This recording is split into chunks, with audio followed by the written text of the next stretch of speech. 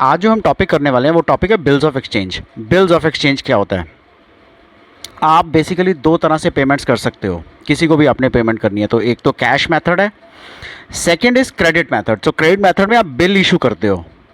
अगर मैं एक एग्जांपल के तौर पर आपको समझाऊं, चेक इशू करते हो। सो सिर्फ एक एग्जांपल है, अदरवाइज बिल्स डिफरेंट होते हैं चेक से। सो आप चेक इशू करते हो, इसको हम बिल ऑफ एक्सचेंज कहते हैं फॉर फ्यूचर डेट। एक प्रॉमिसरी नोट होता है। सो फिर से एग्जाम्पल है सिर्फ, अदरवाइज प्रॉमिसरी नोट डिफरेंट होता है, सिर्फ आपको समझने के लिए। It is a kind of currency note जैसे होता है ना।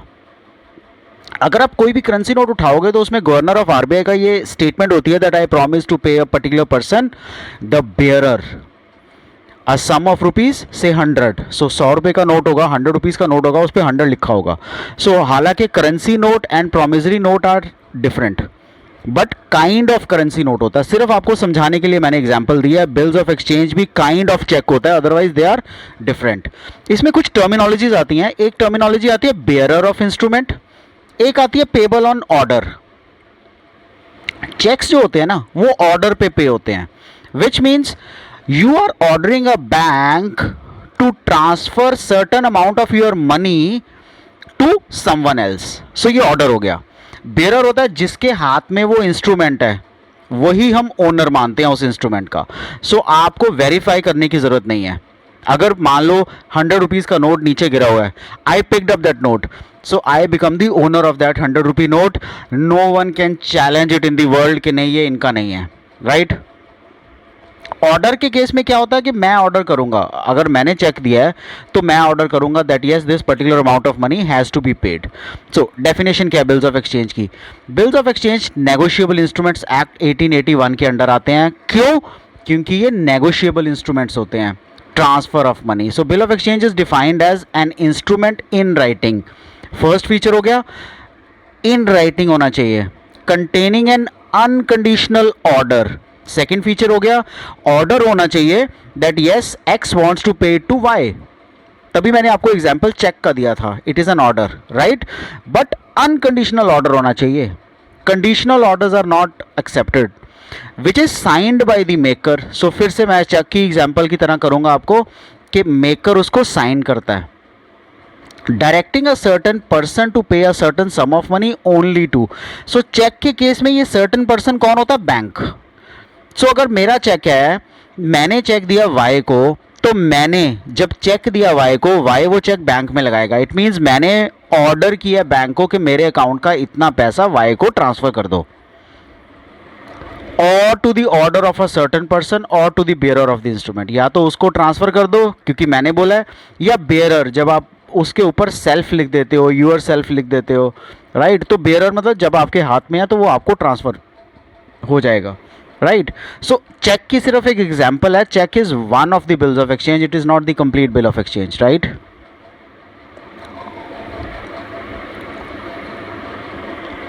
हमेशा बिल्स ऑफ एक्सचेंज में तीन पार्टीज रहती हैं। एक ड्रॉअर होता है जो बिल को बनाता है, एक ड्रॉई होता है जिसको बिल दिया जाता है, exchange is drawn, the person to whom the payment is made, वो पेई होता है। सो ड्रॉअर और ड्राई को एक बार अच्छी तरह से समझते हैं। ड्रॉअर कौन होता है? ड्रॉअर वो है, वो बंदा या वो एंटिटी जो इशू करता है चेक या कोई भी बिल ऑफ एक्सचेंज। ड्रॉअर को हम क्या बोलते हैं? मेकर या payer, right? So drawer is also known as payer or the maker or the drawer. The drawer's name and account are printed on the cheque. जो भी आपका चेक होगा, जो आप इशू करोगे, उसके ऊपर आपका नाम नॉर्मली यहाँ प्रिंट होगा, right? So you are called as the drawer. अब ड्रॉई कौन होता है? अच्छी तरह अंडरस्टैंड करने के लिए सिंपली एक एग्जांपल के साथ मैं आपको बताता हूँ। कोई भी ऐसी बैंक या कोई भी ऐसा इंस्टीट्यूशन जो उस चेक को क्लियर कर लेता है, राइट? या कोई भी बिल ऑफ एक्सचेंज है जिसको वो क्लियर करता है। So drawee honours the cheque and distributes the fund to the payee. Payee को वो पैसा दे देते। तो पेई कौन है? पेई वो बंदा है जिसको पैसा रिसीव होता है। He is the person who receives the funds from the cheque. So I can also say कि जो maker of a bill of exchange या चेक है उसको हम ड्रॉअर कहते हैं, राइट। द पर्सन जो डायरेक्टेड टू पे, जिसको आप बोलते हो कि भाई इसको पैसा दे, वो ड्रॉई है, और जिसको पैसा रिसीव होता है वो पे ही है, राइट। सो आप ये कह सकते हो maker of the bill of exchange drawer हो गया, bank in case of a cheque drawee हो गया, एंड जिस बंदे को पैसा रिसीव हो रहा है वो पे ही हो गया, राइट। सो एक एग्जांपल के साथ तीनों पॉइंट्स को फिर से अंडरस्टैंड करते हैं। एग्जांपल ये है, देयर इज एन एम्प्लॉयर जो सैलरी पे करता है। So if I may write pay through cheque, then there is a person और एन इंस्टीट्यूशन जिसको हम बैंक बोलते हैं, then there is a person who receives the amount. So employee. अब इन तीनों की एग्जांपल लेके चलते हैं। जो बैंक चेक को कैश करता है ही बिकम्स ड्रॉई। ड्रॉई कौन है? जिस बैंक ने चेक को कैश किया, कैश में कन्वर्ट किया। जिसने चेक बनाया एम्प्लॉयर ने, ही बिकम्स द ड्रॉअर। एंड जिस एम्प्लॉय को पैसे रिसीव हुए, ही इज द पेई। I think this clearly understands all the 3 points, right? So first one is employer, जिसने चेक बनाया वो ड्रॉयर है।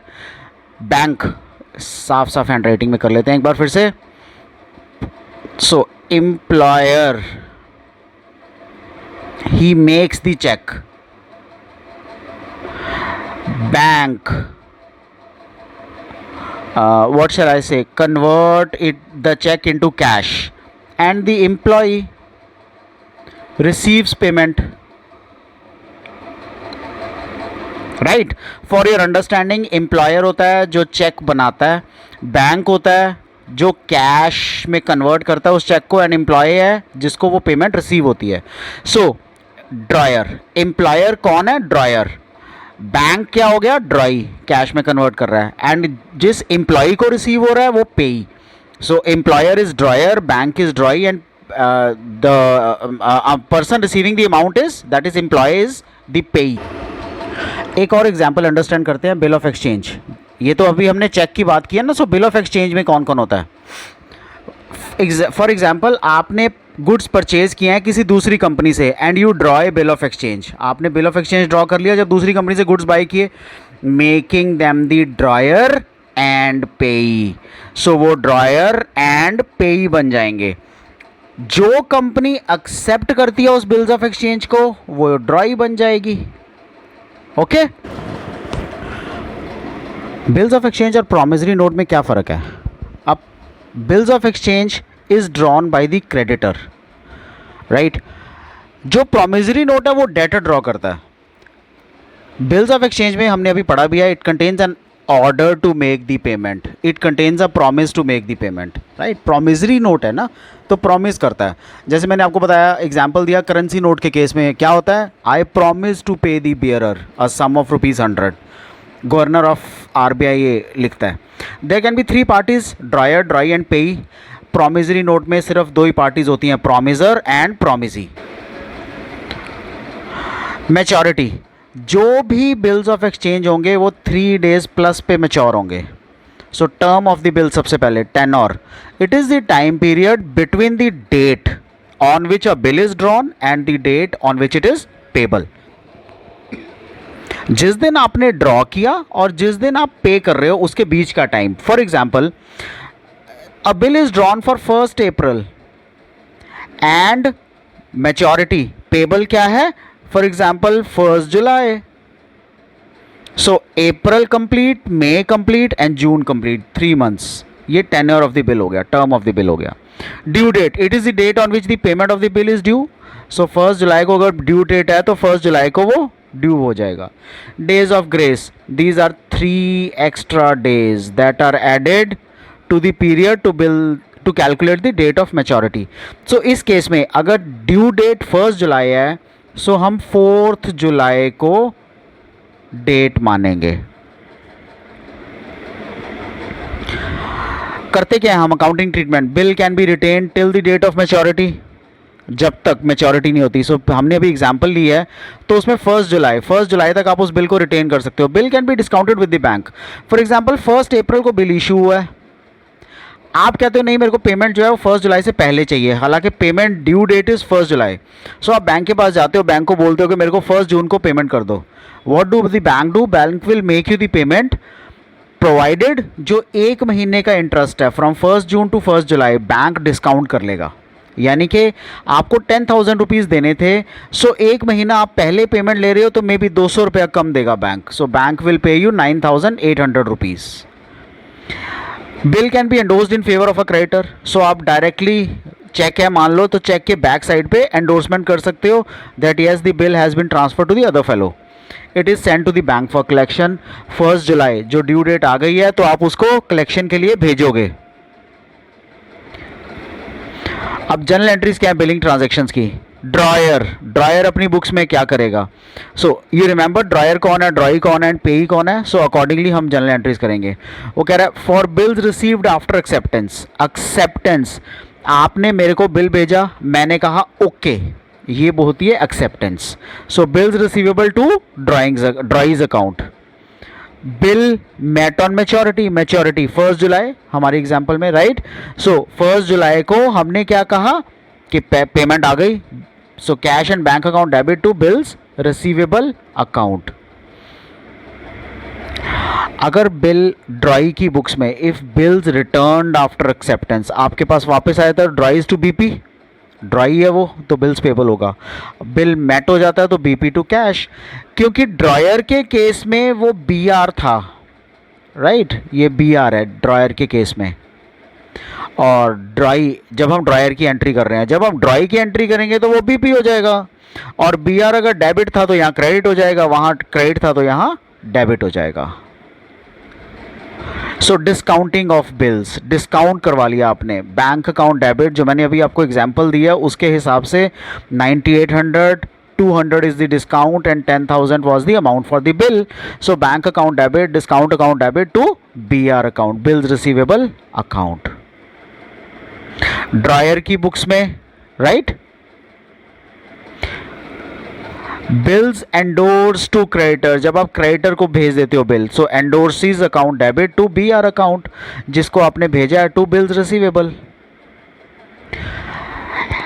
ऐसा नहीं है 1 जुलाई को बिल 100% आपका क्लियर ही हो जाएगा, बट 1 जुलाई को अगर बिल क्लियर नहीं भी होता तो आपको क्या इंपॉर्टेंटली करना है, वो बिल हम ये मान लेंगे कि वो डिसऑनर हो गया, यानी कि the bill has to be sent back when payment is not received और payment is not made by the acceptor of the bill due date पे।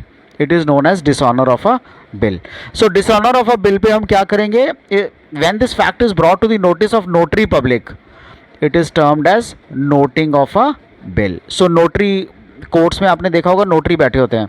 सो नोटरी पब्लिक की जब ये नोटिस में आता है, जब आप उससे राइटिंग लिखवाते हो, इसको हम नोटरी ऑफ अ बिल कहते हैं, नोटिंग ऑफ अ बिल कहते हैं।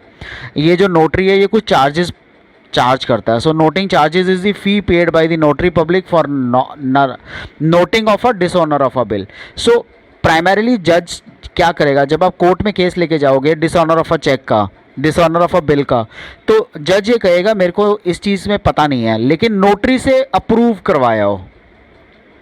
सो नोटरी जब नोटिंग लिख के देगा, पूरी डिटेल लिख के देगा, तो वो चार्जेस क्लेम करेगा कुछ, इसको हम नोटिंग चार्जेस कहते हैं।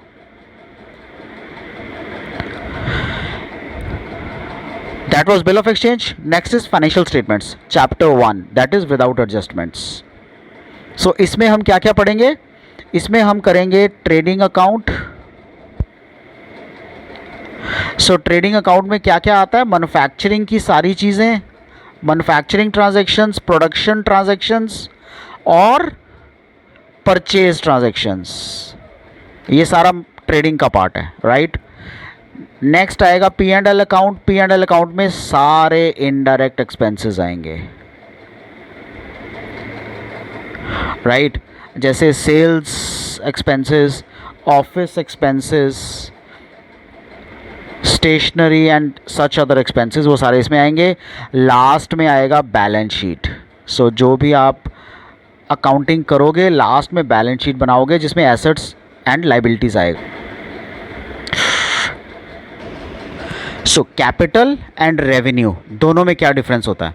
Capital longer term, revenue shorter term. Revenue is kind of recurring in nature, capital is kind of once in a longer period of time. So capital expenditure, revenue expenditure. Capital expenditure increases the earning capacity of a business. कैसे? आप building bye करते हो, building bye करते हो तो खूब सारे expenses होते हैं.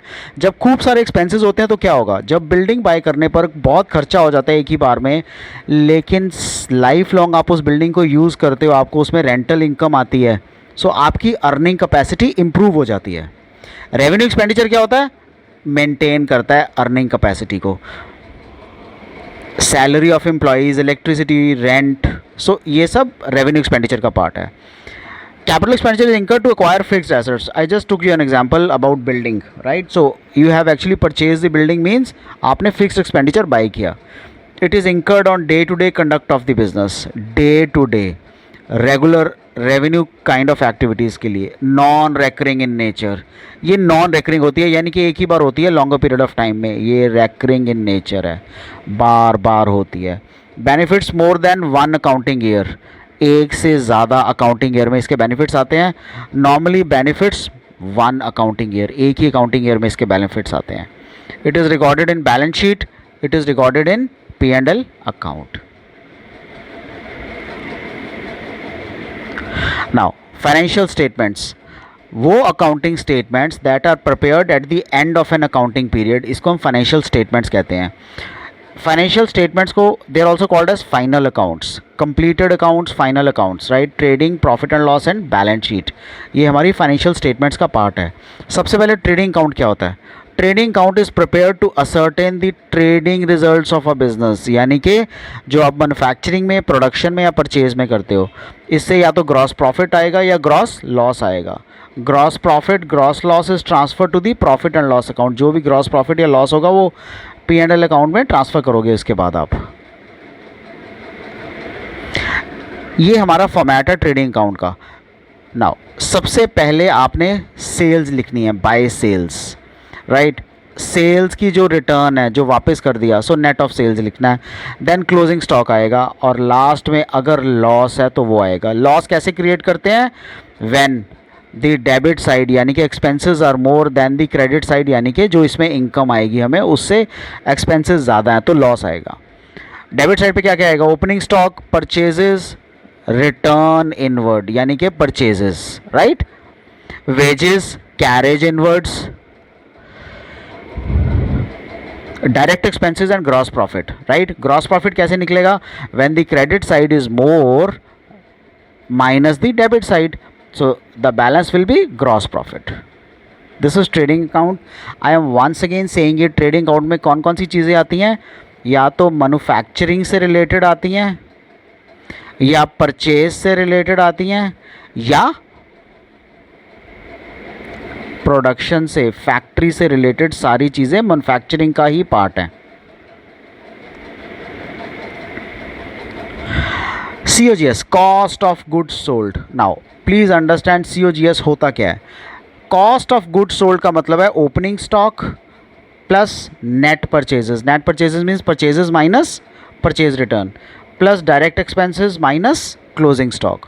सो cost of goods sold refers to the direct cost of producing the goods sold by a company. Cost of goods sold is also referred to as cost of sales. P&L account profit या loss show करता है. हर company, हर firm, हर sole proprietor P&L account बनाता है. It shows the financial performance in the form of profit earned और loss sustained by the business. It is prepared in continuation to the trading account के साथ में बनता है ये. It gives the end result as net profit और net loss. It is also called income statement. This is P&L account. So debit side पे हम particulars लिखते हैं, पर्टिकुलर्स एक्सपेंसेस की इंफॉर्मेशन डेबिट साइड पे आती है. क्रेडिट साइड पे पर्टिकुलर्स लिखते हैं लेकिन इनकम्स की इंफॉर्मेशन क्रेडिट साइड पे आती है. अब जो ट्रेडिंग अकाउंट में ग्रॉस प्रॉफिट था वो P&L अकाउंट में क्रेडिट साइड पे आएगा. जो ट्रेडिंग अकाउंट में ग्रॉस लॉस था वो डेबिट साइड पे आएगा. उसके बाद हमने कहा सारे expenses on the debit side, so salary, rent, carriage, ये सब इनडायरेक्ट एक्सपेंसेस हैं क्योंकि जो फैक्ट्री की वेजेस हैं वो ट्रेडिंग में आती हैं, लेकिन सैलरी P&L में आती है, क्योंकि सैलरी फैक्ट्री की नहीं होती, एम्प्लॉयज़ की। Salary is for the other staff. Then rent, carriage outward, carriage inward ऊपर आता है ट्रेडिंग अकाउंट में, discount allowed and such other indirect expenses and losses जितने भी हैं। और इनकम्स में interest received, commission received, discount received, other income and gains, net profit transfer to capital account and net loss if any.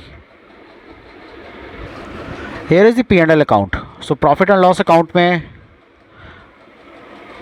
right, gross profit brought down, interest received, all the incomes on the credit side, all the incomes, and gross loss trading account से जो हमने transfer किया, जो trading account में credit side पे था gross loss, वो यहाँ डेबिट साइड पे आ गया, and all the expenses on debit side.